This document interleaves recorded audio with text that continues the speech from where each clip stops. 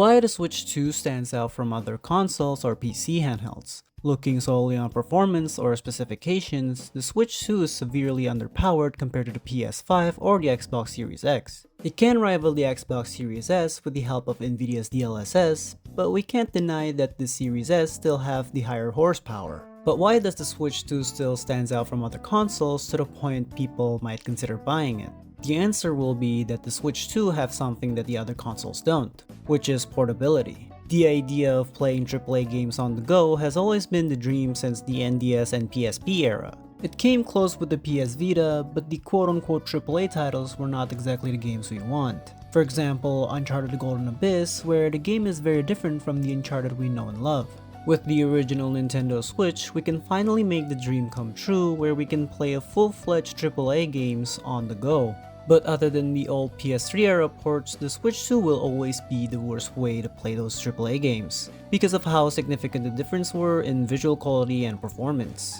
And a lot of current gen games at the time cannot even be released on the console. Right now with the Switch 2, you can play those AAA games that were released on the same date as other consoles on the go. Not only that, the Switch 2 can also fulfill the home console experience you see on other consoles, which is the ability to play your games on the TV or monitor. And everything works seamlessly. That's the beauty of a hybrid console.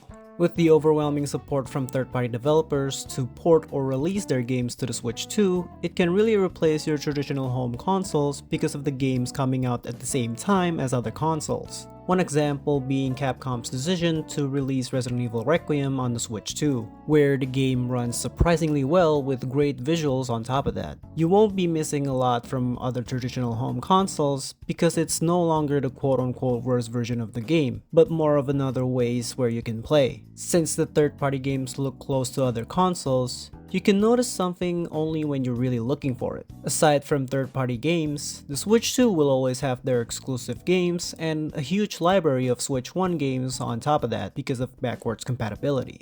And that's why it stands out from other consoles. But why does the Switch 2 also stands out from other PC handhelds? People thought that PC handhelds would be the reason why Switch 2 might struggle in the market. PC handhelds offer the same thing as the Switch 2, which is portability. And you can play the insanely huge library of PC games. Right now, there's a lot of PC handhelds on the market, and some of them is a lot more powerful than a Switch 2. But here's the catch. Even though PC handhelds got a huge library of games, not all of them were optimized for such systems. There are PC handhelds that can play a lot more games on the library, but the price of those systems were very expensive to the point it's better to just buy a gaming PC. And even with the expensive price, you still can't play all of the games on the library comfortably. PC handhelds still have their audience, especially for PC gamers who wants to play some of their games on the go. But overall, for people who's looking for a gaming system as their main gaming device, PC handhelds won't be their first choice, especially for casual gamers. The reason being, you need to understand how PC games work. One of the misunderstandings of a gaming PC is that people thought it's just a plug-and-play system, which it never was. You still need to do some tweaking on the settings unlike traditional home consoles. Not only that, you also need to know how to run a Windows PC. And that's where the Switch 2 shines compared to other PC handhelds. All of the games you see on the Switch 2 will playable 99% of the time because of the developers themselves optimize the game specifically for the system. You also don't need to do more tweaking in the settings because it's still a traditional home consoles where you can plug and play. It also doubles as a home console because you can dock the system to a TV very seamlessly without any settings you need to turn on or off. And the Switch 2 is a lot more cheaper than a lot of PC handhelds on the market. However, there is one PC handheld that stands out from other PC handhelds, which is the Steam Deck.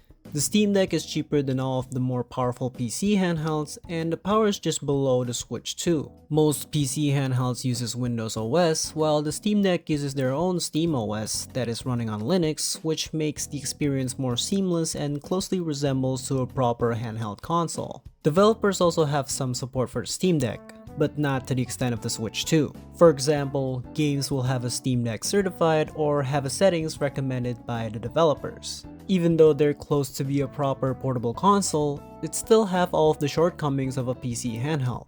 The Switch 2 is still a better handheld device for a lot of people, and PC handhelds is more of an extension of a gaming PC. It works best when you already have a gaming PC at home, because when you're at home, you would rather play games on your monitor with your favorite controller or keyboard and mouse than on a small screen with an okay controller on the device. That being said, the Switch 2 is both your home console and your handheld device, and that's why the Switch 2 stands out from other consoles or PC handhelds.